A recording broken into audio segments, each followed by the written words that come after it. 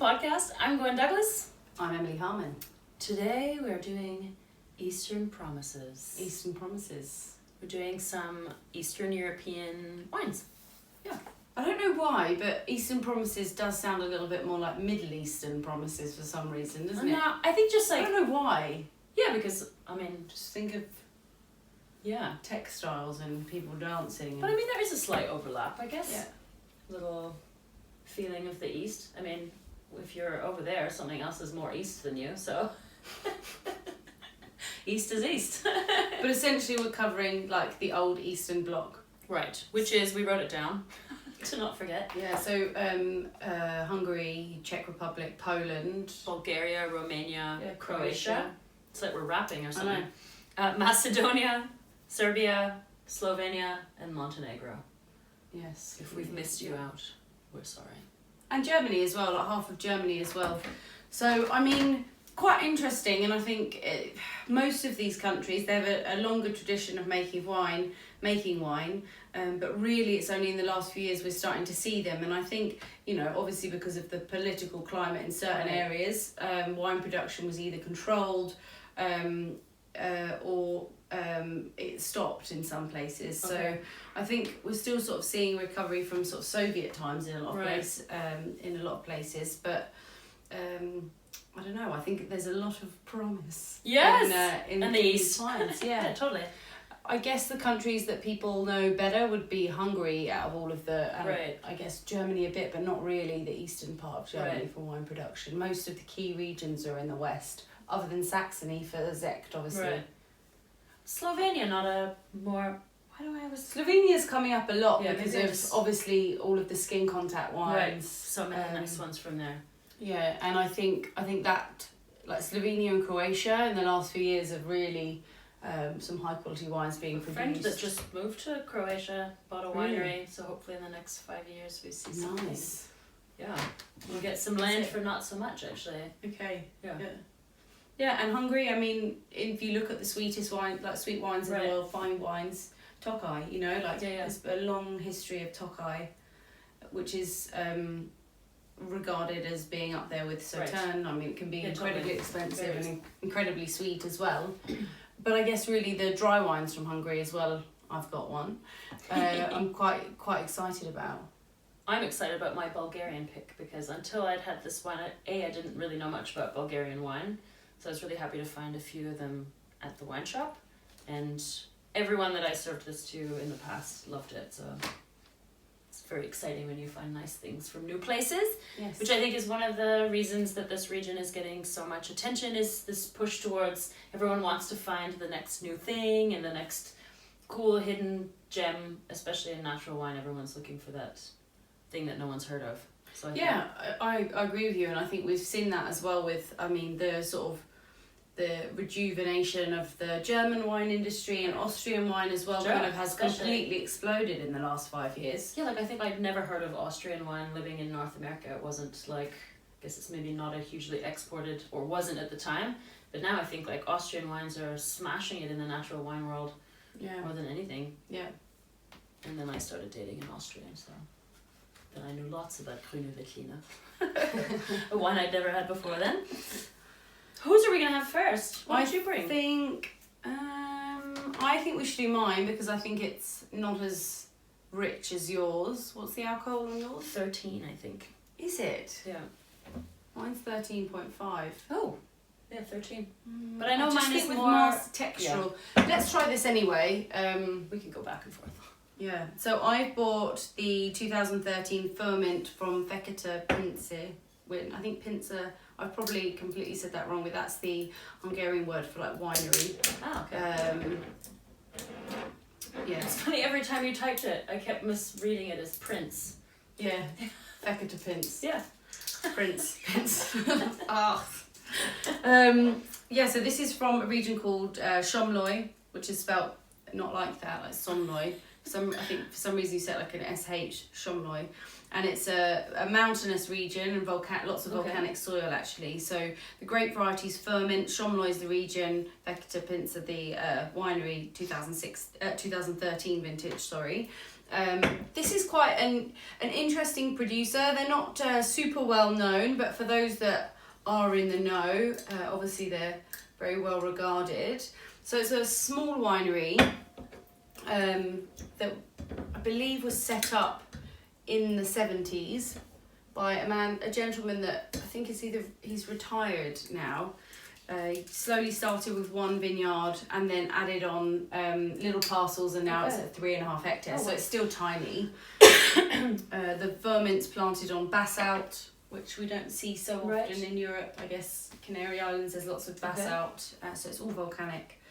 And traditional winemaking, so the winery now has been taken over by 3 younger guys, and they're kind of carrying on the tradition. So use of large Hungarian used oak, wild yeast, unfined, unfiltered. So they're like fully natural, just obviously sulphur at bottling, but quite classic, traditional wines. And so, Furmint's a grape variety, and it's found throughout Hungary, and it's the key grape, or one of the key grape varieties that's found in the region of Tokai. So the 2 sort of important grapes in the production of white and sweet wine from Tokai is Furmint and Harslevelu. So most people, if they've tried a wine from Tokai, would have had Furmint before.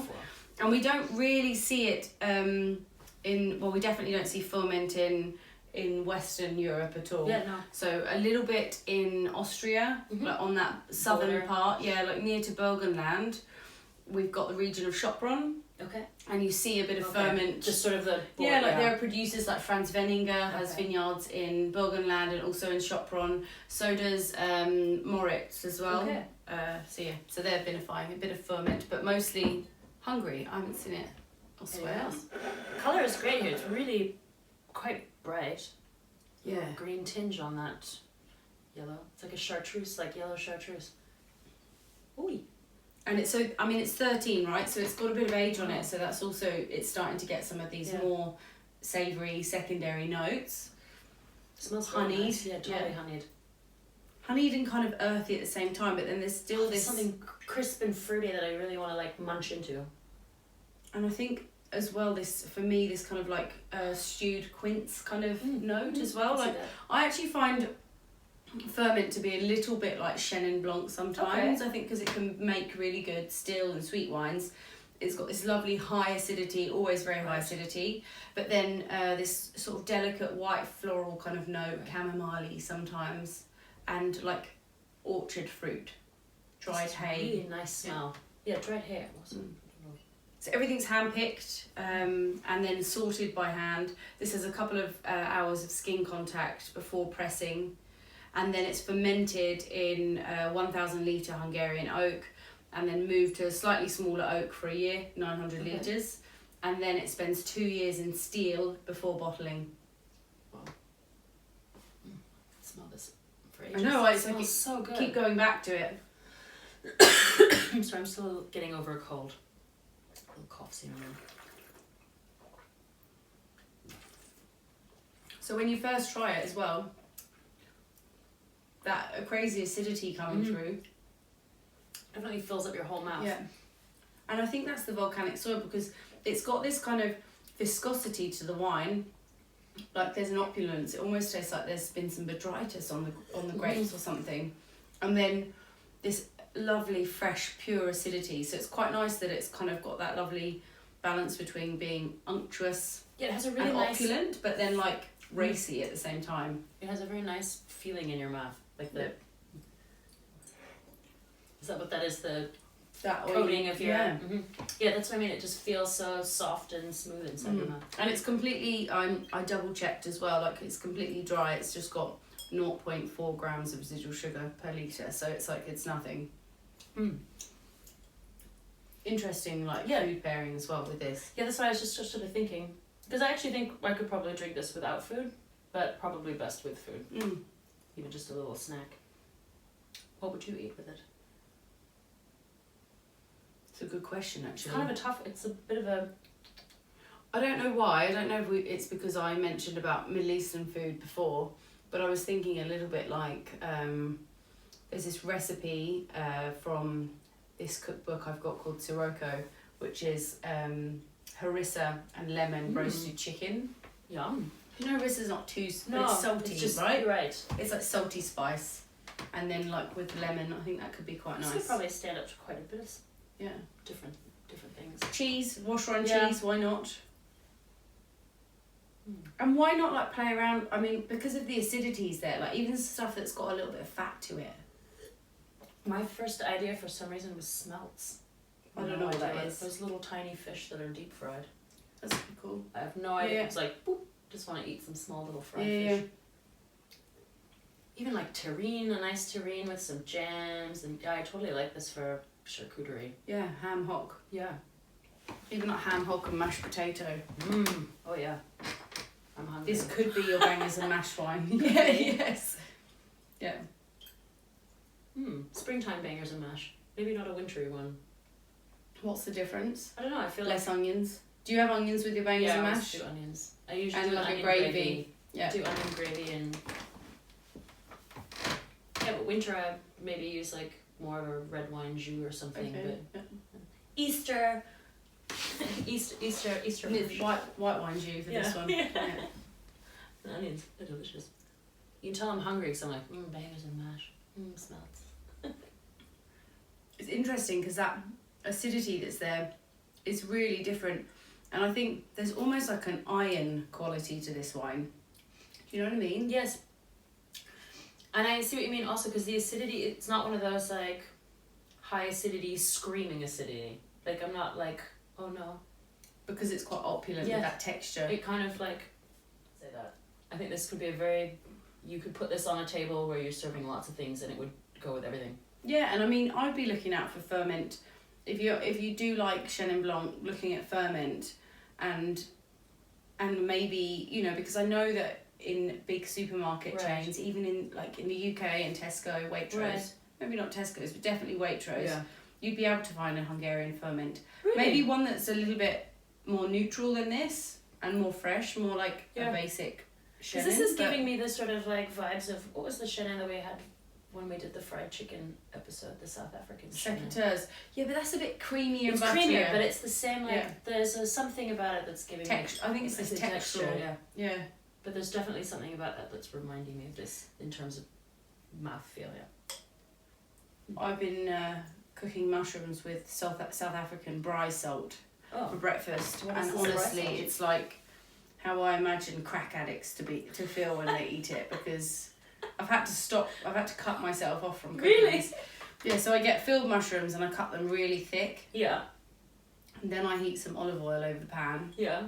and then Do you salt the mushrooms or you salt them after? so I put them in, make sure they're covered with oil, and then I put this bry salt, which is like a spice salt, Okay. on top of the What kind mushrooms. of spices? There's like cumin, there's coriander, What sounds maybe good some. already? I don't think there's Love paprika mushrooms. in there, but there's about 5 or 6 different ingredients in Okay. this salt. Mm. Oh my god! Like honestly, these mushrooms. So you cook them before, I mean- so you don't like cook them too high because Yeah. you want them to still stay firm, Yeah, but you don't want them to be raw. So Right. it's just getting them so they're just cooked. I could eat pans of cooked mushrooms. Oh my god! Honestly, Gwen, I had the same breakfast for 2 weeks in a row, like just day after day after day, and then I was like, I'm gonna ruin this for myself. So I Yeah. had to cut myself off because I was like, I love this so much, I don't want to not want to eat it. And I just had some today. Actually, it's the first time in a while. Sounds delicious. Luckily, when I went back down to the greengrocers Right. to get some more field mushrooms, they'd sold out. So I was like, that's probably a Like, good they've thing. cut Too you off, much of a yeah. good thing. Is They're like, don't sell that woman from upstairs any more mushrooms. yeah, she's got a real problem. That's the. Do you not find that with certain foods though, that sometimes? Oh, I mean, I did that with pork belly. I can't eat pork belly anymore because you're like, I'd had it "Ugh." too much, like eating the crackling, and I loved the fat. That now I'm like, So sometimes it's imposed upon me by Lucas. So he he went. went the lamb. No, he went through. No, that's called betrayal. But, no, Side note: yeah. Gwen's boyfriend kept feeding her Just sneaking in lamb the and telling her it was beef. And I kept being like, what's wrong with this beef? Yeah, it really tastes like lamb. Yeah. Because lamb It's has a a bit really gamey. subtle flavour. Yeah. So the other, no, he was making this omu rice, this Japanese omelette on the rice dish, and he was obsessed because it's quite a interesting technique to make it. and you end it where you have to like stir it constantly while you're cooking it, and at the end you like pour it out of the pan. It's fully cooked on the outside, and then you slice it and it opens and it's like egg custard inside. He cooked it every day. It was like I couldn't get away from it. And then he started putting dried shrimp in, and I don't mind a bit of dried shrimp, but not every day. And Do you not cook every it like single in a day. wok? Like, is it in quite a lot of oil? It should, yeah. It was. No, I don't know if it's in. And the you're like oil. flipping it around a lot. You're not flipping. You're using your chopsticks, and it's like pulling Oh, away. okay. It's like there's a very special technique. He watched this video like 1,000 I'm times. surprised you don't know it better. No, I didn't watch him do it when I was like, oh, the eggs. I just got to get around. But he started putting like dried shrimp in it too. And then finally, I was like, one Sunday morning, I was like, I'm making sweet potato pancakes because I do not want to eat another omelette. And I like my eggs silky, but not cooked. I like them a bit more cooked. He likes his really wet, like custardy, which for me grosses me out at breakfast. But then he started like the shrimp. I was like, no more shrimp. I can't handle the omelet anymore. I definitely can't handle the shrimp. So then he made a stir fry for dinner, and I was like, is there shrimp in this? He was No. He said, but I cut it very small. How can you tell? I was like, because it's dried shrimp. This stuff is really potent. It's so salty. Because I'm not an umami. idiot. I actually am interested in How can you enjoying tell? my food. I cut it so tiny. Yeah, because I know what a dried shrimp tastes And like. then on another day, he'd be like, why can't you taste the shrimp? It's dried shrimp. Can't wait. But I really was like off omelettes for ages after that because he killed it. Now I'm back on it. But we don't agree on the eggs. I don't like them too runny. We make And our do you own know eggs. what? My mum said it to me once, and it's ruined it for me as well. What's that? I didn't have an issue with them before, but I was out in a restaurant with her. Mums. My mum can be a nightmare with food. Sorry, mum. I know you're probably watching, but she's definitely watching and not listening. But I couldn't explain the podcast downloads to her. But we were in this restaurant for breakfast, and the egg came out, and I could just see immediately her face was just like, oh no. Why would I do? So then you're like, what's wrong? She's like, I can't eat that. And I'm like, why? And she's like, it's snotty. Ah, And now every time I'm like, Yeah. oh, she's ruined it. Like, why did you have I'm to a real say fuss that? pot about It's this so too. snotty. I can't Yeah, have but it. I that's can't not. have it. But that's not well done. If the white isn't cooked, it should be just cooked through. If there's any of this like On a clear- fried egg. On a on fried a egg. fried egg, Yeah. that white should be still cooked. You shouldn't have that. Are you a big sunny red side snot. up kind of? I like over easy because then you Yeah. don't get a snotty egg. I do that. I love it flip over. them over. Yeah, over easy. If I'm at home, I do that. I don't mind sunny side if they've done it properly, where it's like it should be slow and a little slower. But sometimes at restaurants they're just rushing, and it happens a lot with. Same with like I love soft boiled eggs, and sometimes you'll get it and it's like it's just that smidge too soft. Like if any of that white is not cooked, it's not nice. Have you ever had a family member put you off of food by saying something like that? No, I mean, we're 4 kids, we're a bunch of fuss pots. Like, when I think about food and like things I didn't like growing up, it's more like Mom made us vegetarian for years during the mad cow scare. So she would tell us she'd made us chicken, but it was corn, and she would like bury the package in the rubbish bin because she knew we'd be in there like digging. I swear it's chicken. And we were like, this isn't chicken! Just like weird stuff like that. But otherwise... I bet back then as well, just I know when my mum got some corn sausages once at home and my dad was just like, this is awful. And she's like, no, they're sausages. No, this tastes awful. I can't have it. Yeah. And like it's funny because actually they don't even make that corn anymore because now it's not. It's Really awful They for put you. they put way more stuff in it. At the time, it was really still in its more mushroomy, because corn is essentially just a fungus, right? It's like in the mushroom family, and it has that texture. I didn't know that. Yeah, it's in the mushroom family. I thought it was just like some kind of No, it's not tofu a- mix. No, it's actually like it's part of it, or the original one was this sort of shreddy. You'd get it in like a styrofoam thing with plastic on it. Now it's much more processed and not always vegan. Because they process it more now into like patties and shapes and whatever. Yeah. But at the time, yeah. That, and what was the other thing that would... Oh, liver. I still can't eat liver. Liver and bacon. Well, Mum would make it for Mum and Dad with bacon and onions. For us, just pan-fried plain white rice. And then she'd put the ketchup bottle in the middle of the table and be like, Why get it in you. wouldn't you get the why I wouldn't don't you get know. the bacon? Because she was just like, it was lost on us anyway. It was just be like, you won't like it anyway, so... Here's the ketchup, and then my tactic was clearly the wrong one, because my brother was like, okay, I'll just douse the liver in the ketchup, eat the whole piece of liver as quickly as possible, and then I can like enjoy my plain white rice. Meanwhile, I was like, maybe if I mash the liver into my rice with the ketchup, it will... No, I just made everything taste like liver. Liver with rice is also weird. I mean, you have it with mashed potato at least. It's just horrible. Get it down easier. And then my poor parents realised how stubborn I was because Mum was like, you're not going to bed until you've done this. And I was like, you don't know how patient I am. So I just sat quietly in the 3 a.m. she's still sitting there, fine, go to bed. They went to bed. They left me in the dark. They even turned the light out at around 10. Did you not just go to bed? Oh, because they could see me from the living room. I just sat there. Just waited. It's like, what happened? How did it get They resolved? went to bed. I was still sitting there in the dark. And then eventually Mum came down and was like, go to bed. And I was like, cha-ching. Don't feed me that again because we'll do it again. I was like, I can sit here all night quietly waiting. I'm a very patient person. That's how much I did not want to eat that liver. I think I would have had a tantrum. I was... My parents were never... Actually, there was no... Mum was... She didn't... Actually, it was only grandparents that fed us liver and bacon. Mum never cooked that herself. There was nothing growing up that I really... Mum said I was fussy, but I don't think she ever cooked anything out of the ordinary or... Like, I felt... I don't know, like a lot of home-cooked lasagna and things like that. But, yeah, she was always very good at home cooking. Just, you know, a nightmare sometimes in restaurants. We didn't go to restaurants. We were 4 children. Mum was like... Even as a teenager? Look, I remember when we lived in really. Australia going to an all-you-can-eat mussels night, right? Have I ever told you this story? No. So we go to a restaurant, all-you-can-eat chili mussels. So it's like a tomato chili sauce. They're really delicious. Yeah. And I don't even like mussels, can't but do the mussels, sauce is so strong that you kind of can Yeah. get away from it.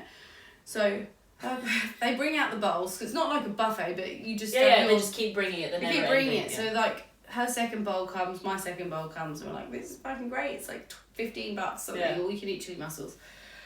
Her bowl comes, and she looks at it, and it's the same, there's always the same expression, and you're just like, oh no, what's wrong now? Oh no. They're all closed. Oh no. And I'm like, she's like, this is ridiculous. How could they give me a plate of mussels that are completely closed? And I was like, I don't know, they don't really have much control I was like, over them. you do know what this night is. Like, Right. it's not, like, They're this smashing it out. But no, but like, this isn't the only bowl you're going to have. And then she's like, but this is ridiculous. I think I'm going to complain. I was like, order another bowl. Just order another bowl. It's all you can eat. Like, it doesn't matter about this bowl. But like, it was just like... She was like, not having it. And I was just like, oh my God, I don't know if I'm your child right Yeah. now. This is bizarre. No, we never ate out. And I think she didn't order a second, like a third bowl. She was like, she no. was just like, put me off. Yes, they're all closed. That's really funny. Maybe because they're the bottom of one pan. Like, just go get another another bowl. Oh my God. Yeah, we didn't do restaurants. Because we're so... Mad cow disease paranoia. Yeah, that. And we're spaced out in age where there's like a 12-year age difference between the youngest and the oldest. Yeah, right. So like, it's hard to make us all behave the same way at the same time. So we have like 2 small ones. They were about 18 months apart or something. It's like, yeah. Because you're 4, aren't you? Yeah. Yeah. 2 brothers and a sister. Yeah, I mean, it was a treat to go out. Usually it was to like an Indian or Chinese restaurant. Even then they were like, oh, we're just going to order in. They just do takeaway. We did Indian takeaway usually most. Chinese or Indian takeaway. So we would on always have Sundays. to vote on it. I always voted Chinese and my little sister always voted Indian. I loved both. And it's funny because when I think about, say, like egg fried rice from my childhood, the really English, like bad takeaway on the corner that was literally just Chop suey as well. Oh, just like plain white rice with like some scrambled egg on top and then like and a those ham. tiny little red pieces of pork that would be in there all the time. So that's strange. Yeah. And it's funny because then when we moved to North America, I got really used to the sort of North American takeaway Asian food. And it wasn't until I moved back to Europe, to the Netherlands, that I got that same weird rice with a piece of ham and some egg on it that I was like... Little pieces of ham and sometimes peas as well. Yeah, well, I love a pea. Yesterday I love a pea. We ordered Indian food last night and I was like, the only dish I want is the cheese and peas. Oh yes. So good. Something paneer, isn't it? Yeah. Yeah. And here's the cheese. Delicious. Yeah. We had Indian, I would say though, Indian is a better call in terms of takeaway in the UK. In the UK, for sure. Although these days I've been All right, quite Chinese, disappointed. but it's not like... England loves Thai food, so now it's like Thai everywhere. Not enough Indian, not enough good Indian. There's more and more good Indian. There's more and more high-end Indian. Here is a huge problem. I mean, it's a desert for Indian food. We found a couple of delivery places. They're actually not that bad. They're quite far away and they take about an hour to deliver, but they're worth it. They're very expensive. I have not had one single piece of good Indian food in this city. Really? Other A than couple. once Nandish, who works with at Nickelberger. He made a biryani at home and he brought it into work for me because I said, I'm so sick of not having Indian food. And he was like, next time I saw him, he said, do you have time to sit down? And he set me cutlery and everything. And he's like, I'll be back in 5 minutes. And he brought in a meal for me. So such a good guy. I love Indian food. When it's good, it's like, it's one of the things though, when you order it here and it's bad, it's just terrible. Also, like, if it's not made properly, there's too much spice in it that it's like indigestible. Or here, the problem is there's no spice. No thanks. And it's just coconut milk, and because I think the German palate really likes sweet and loves creamy, so you end up with like everything's got like added coconut milk, even into dishes that shouldn't have it. They're just like German, make it sweet and creamy. And in my experience, just from restaurants and clients, right, there seems to be a high sensitivity to spice here. Yes. It's like, if there's a little bit too much pepper in a dish, it's like, I can't have it, it's too spicy. And you're like, what? I know. Bland living. Yeah, they're like sweet, creamy, and then like a lack of spice. That's soft vegetables. So most food from other places other than Germany that I'm eating here tend to be on the sweeter, creamy, bland side. It's quite disappointing. But they exist, they're just, you have to hunt them down. Berlin's changing, but totally. Good. Some of the locals' palates haven't quite caught up yet. Here we are, just chatting away. See, it's delicious. Yeah, it takes is. you on a journey. So, I have less to say about this. And because she's done her homework, she gets to use a proper bottle opener today. Hooray! I'm starting to feel a bit more human. It's always when we record these at the end of my work few week. glasses of wine tends to help, doesn't it? It's amazing how you can just like, I wasn't tired, I'm fine. Everything's like rolling off my shoulders now, it's good. Okay, so the wine that we have here that Gwen has bought is the MRV from Borowitza 2017. Canyon Park 2017, yeah. Canyon Park. So it's Roussanne, Marsanne and Viognier. So it's the Rhone varietals, That's I why guess. the RMR... Right. The RMV. Or the MRV, MRV. I just like to do that to confuse you. Yes. Fantastically, this label has pretty much all the homework I needed written right on it, which I found quite interesting. So it's 28 months in Bulgarian oak, sandy clay soil type. The region is Vidin, northwest Bulgaria. It's actually very beautiful where they are because when you look at it, it has got like a mini Jurassic Park vibe about it in terms of there's lots of green trees and everything, and then these sort of, but less granite boulders, more like sort of red. There's like sort of small hills that are it's quite scenic. I did Google it. Yeah, it's quite pretty. Cool.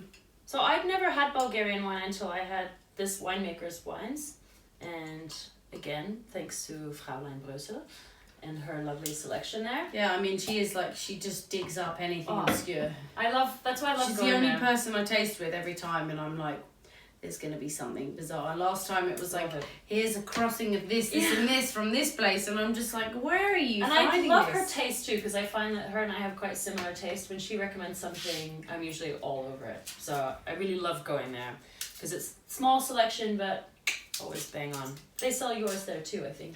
I actually did buy that through her as well. Yes. Yeah, really, she's got some good stuff. So I guess anything else to say about this other than we should try it? I think there was something about the winemakers. One of them passed away in 2016, and now Adriana is like carrying on the tradition. I guess they were kind of a big deal in Bulgaria in terms of winemaking. I mean, I didn't know Bulgaria made wine until I had these, so. Yeah, there's quite a bit of stuff happening in Bulgaria as well. I've got quite a few on the list at Nickelberger actually that I buy from Stephanie. Oh, that's cool. But I haven't had any of the reds yet, because I've been when we do our juice on the road documentary series through the eastern part of Europe, we'll go there. Yes. Wow, the smell. I think we have tasted them in the right way. Yes, I think so too. Also, this has like a powder finish to it that's quite interesting. On the nose? Yeah. For me, I mean, I get a lot of these, there's quite a lot of stone fruit, there's almost this sort of waxy banana skin note going. Yeah, maybe that's this sort of like, there's this weird like... overripe banana. You know, like it's been in your little Tupperware pot for too long and it's a bit sweaty. But I think maybe that's also where I'm getting this powder thing, because the milky part of the banana, the white part, sometimes gives off this sort of... Bit of yazoo banana Yeah, like milkshake. even flowers like this give off that... This and daffodils have also that same, like, dusty... I know what you mean. There is definitely a floral lift to it, like a white, almost Yeah, like it's white flowers. Yeah. Very nice. Oh, I love the smell. So I'm excited to have this again. And sort of coffee grain. I'm getting Oh, a yeah. little bit of this kind of like sweet I can see spice. that. There's some toasty notes. It's I can like see the burnt, coffee, it's it's like breakfast. It smells a little bit like you've just burnt yeah. your toast and melted some butter on it, and you're about to have a cup of coffee. I love it. I don't drink coffee, but it's how I imagine. It's the scent of coffee. Yeah, I've recently quit coffee. Good for you. It took me 3 weeks to wean myself off that addiction. That's good.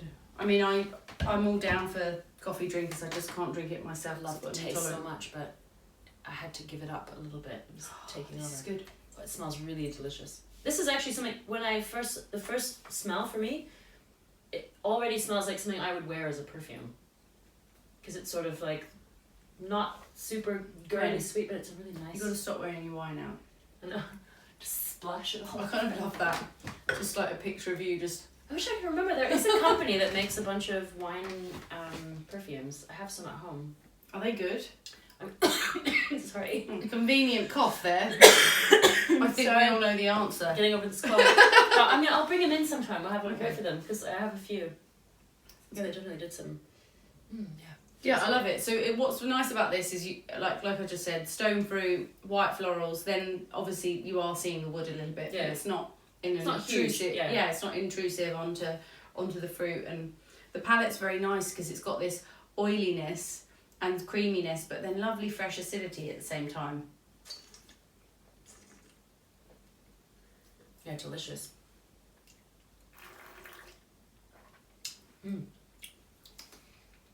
Lovely, that lovely fresh Yeah, finish. it's really... I don't know why, it's like visually, I just think of a daffodil. It's like the daffodil of wines. It's got this sort of... Is that because of all the daffodils have come out 2 months early this year? No, I don't know. Have you There's seen them something- everywhere? It's No. fucking mad. I don't know why I'm thinking daffodil. Maybe because it has that powder smell that I associate with daffodils. Do you know what? And it's just like maybe Easter brunch. Maybe I have been bad, but I don't think I could recall the smell of a daffodil. Really? I don't feel like they have any smell. Oh, they do. Do they? Yeah, like kind of like these guys do. No, they're very strong. I can smell them here. maybe these are different. No, okay, I'm gonna have to buy some daffodils. They have a really particular smell. I think- They also smell quite strong, Okay.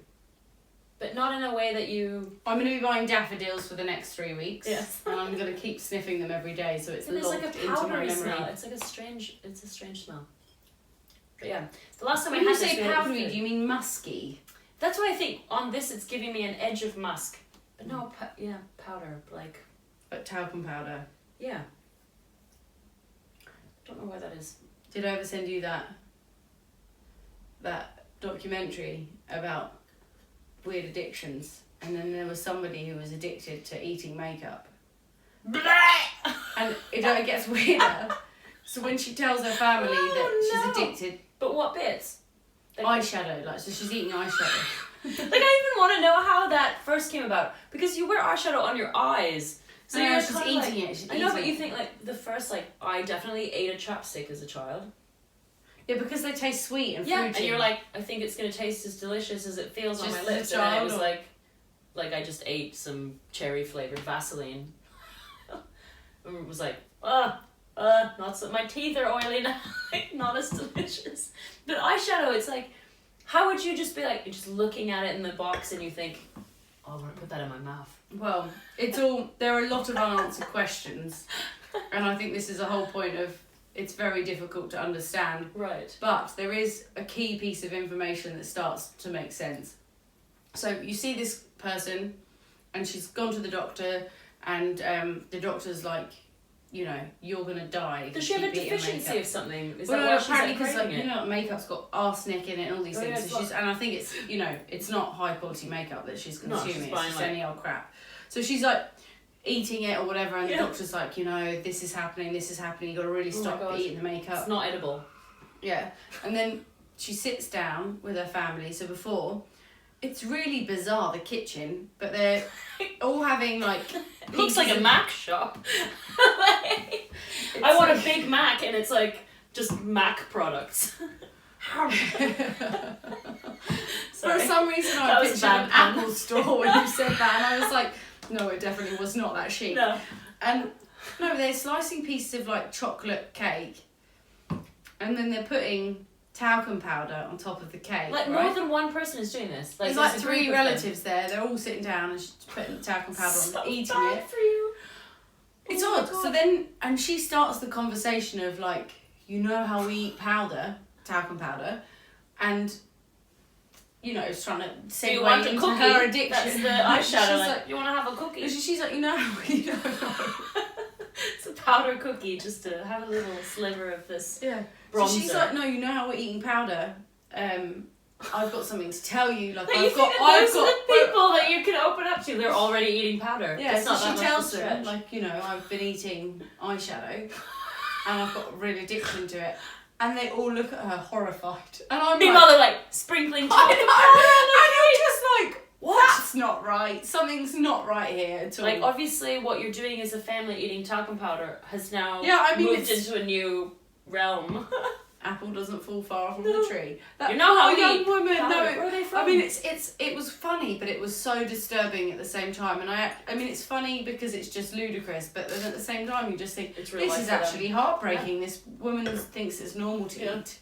Well, she Very knows bizarre. it's not right, but she can't stop Can't eating bizarre. eyeshadow. I really wonder then sometimes, like, with these compulsions, I mean, it's obviously, like, one part OCD, but then I wonder, the initial, like, are these people, do they have, like, a strange deficiency? That their body is, like, my friend wants said that they would understand if it was only metallic Yeah, eyeshadows. right. Because it was, like, something about it making, you know, like, because they're so Like beautiful. shiny on maybe- the inside. Yeah, I think there is a bit of, like, this Sparkle thing on of there. if you're lacking in confidence and... I don't know though. I think more like, is there something like you have a mineral deficiency that you like want to eat rocks or eat talcum powder? Because talcum powder is made from rocks. I mean, it's already on the edge of being carcinogenic to powder all over your body. I can't imagine what it does to you on the inside. Like, it's giving me Back on the wine, we're not talking about the talcum powder, just for the people on Sorry. audio. So I took a sip of this again, and it was really very like the stone fruit's coming through more. It's really delicious. I'm finding notes of vintage peach eyeshadow and... It's definitely got this like peach Yeah. thing coming through, like really ripe, super ripe, juicy peach. But I love that it has this sort of... there's this kind of lovely like purity and almost saltiness to the wine. Totally. Yeah, this is really The coffee delicious. grain thing is getting more pronounced on the nose. That's a fascinating note because the minute you say it, I totally understand what you mean by that. Like the grains. Just the grains, when you open the container of the grains and sniff it, because they do have that. Or just after you've made an espresso, because Right. obviously I make coffee and things. But there is like a fruitiness to those beans that you do experience in the smell. It totally makes perfect sense. It's very Moorish. This is definitely, I would treat this. I wouldn't necessarily treat it or replace a classic Rhone blend. You could. I think it's somewhere between sort of burgundy white. I was gonna say it's between Rhone, and maybe even I might say as a Meursault drinker. I mean, this is when I had this. I was like, wow, it's like Meursault but the fruity version. Yeah, I was thinking actually maybe like Roussillon, Okay. like something like Le Sou, like I'm not saying like Le Sou. it's not Le Sula, No. right? But it's on that same I traction. mean, I love of, like, that Le Sula, volcanic, yeah. like, not volcanic, but like fresh soils. Or these richer varietals that are presented in a fresher Right. way. Because the acidity Because is it's very good in this wine. Totally.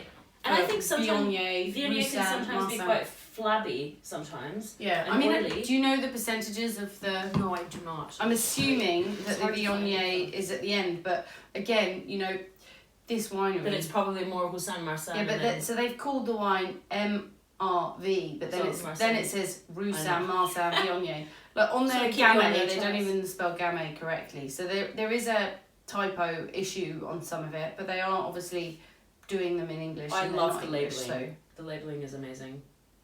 Because it's like a prescription.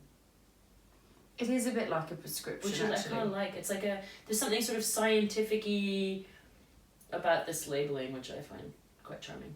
Scientific-y, But then it's like really, but in a dated way. Yes, it's like almost like sci-fi films. Like if you go back this is 20 years... 1986, basically, the label. It's giving me like It's a bit like watching Dune, isn't it? It's like weird science. I don't know, it's yeah. It's very pixelated, I love it. Yeah, very nice label. And delicious wine. It is.